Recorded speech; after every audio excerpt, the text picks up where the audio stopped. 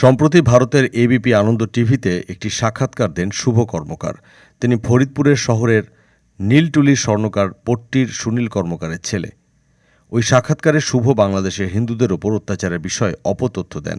বিষয়টি জানতে তাদের ব্যবসা প্রতিষ্ঠানে গেলে শুভর বাবা সুনীল কর্মকার ও মা নমিতা কর্মকার দুজনেই তাদের ছেলের বক্তব্যের প্রতিবাদ জানান। শুভর মা নমিতা কর্মকার বলেন, আমার ছেলেটা ছোটবেলা থেকেই এমন, কোনো কথা শোনে না। আমরা কখনোই এই দেশে কখনো নির্যাতনের শিকার হইনি। আমরা বাংলাদেশে খুবই নিরাপদে রয়েছি।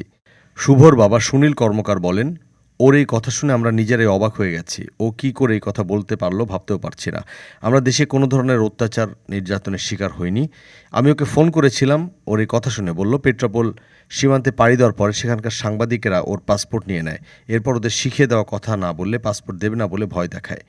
এদিকে দ্য ওয়াল নামের আরেকটি সংবাদ মাধ্যমে এক তরুণীকে দেওয়া একটি সাক্ষাৎকারে নিজেকে বাংলাদেশ থেকে নির্যাতিত হয়ে 2 মাস ধরে কলকাতা আশ্রয় নিয়েছেন দাবি করেছেন ফরিদপুরের জেলা ছাত্রলীগের সহসভাপতি অমিয় সরকার। খোঁজ নিয়ে জানা যায়, অমিয় সরকার 2021 সালের নভেম্বরে গঠিত জেলা ছাত্রলীগের কমিটির 8 নম্বর সহসভাপতি ছিলেন।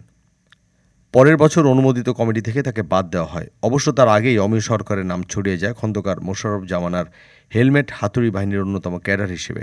তিনি ফরিদপুর জেলা আওয়ামী লীগের সাবেক সভাপতি সুবল চন্দ্র সাহার বাড়িতে হামলার অন্যতম আসামি। ডেস্ক রিপোর্ট, আজ বার্তা, ঢাকা।